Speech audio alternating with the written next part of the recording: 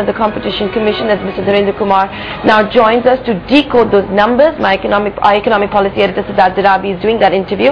Let's cut in live.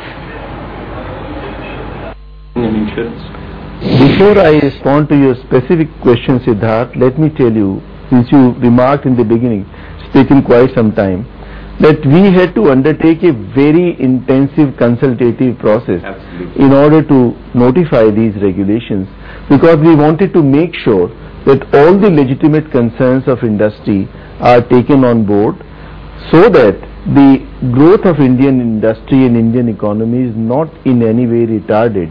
India is on a fast trajectory of economic growth, and we were very keen that it should not in any way be impacted.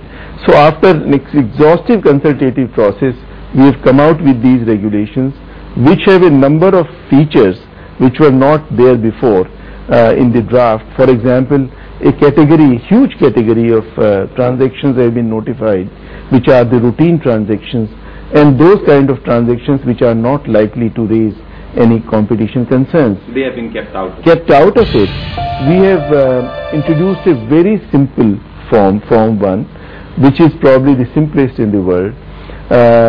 So almost 90 to 95% transactions would be covered by that. In fact, people have choice to file all transactions in form 1, but only certain transactions which could raise legitimate concerns on competition have the option to file form 2 also if they wish to. The fee has also been drastically reduced from proposed 40 lakhs to 50,000 for form 1, and for the form 2 it is 10 lakhs now. We have also clarified that only those transactions which will take place after 1st of June need to be notified, not the earlier transactions which all get exempted as a result. We have also clarified that in case of cross-border transactions, only those transactions which have any local nexus, a nexus with the Indian market, need to be notified.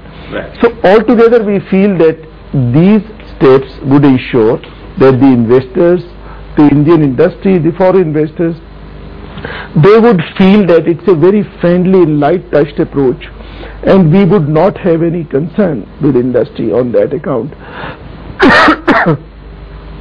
You mentioned about the banking and so on.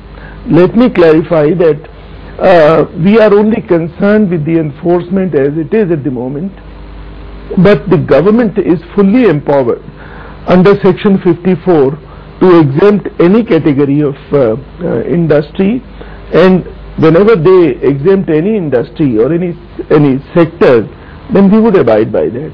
So what has happened for the banking and insurance sector? Because there is exemption that was sought for it. Has that happened? Because we are still confused about the status. No, there is no confusion. You see, government has got full power to exempt any industry, and I also read that there was a move to exempt this industry. So whenever this exemption comes about, we'll abide by that. Okay. So, Mr. Kumar, just to re-clarify this once more, finally, what you are saying is that if the government were to do it, and therefore we can sort of conclude from that, the government has not communicated to the CCI that it has finally taken a final call on exempting banking and insurance. So it's up to the government. Whenever the government exempts any sector under the Competition Act, Competition Commission is only a technical instrument, a body, an expert body, which looks at the various sectors from the lens of competition.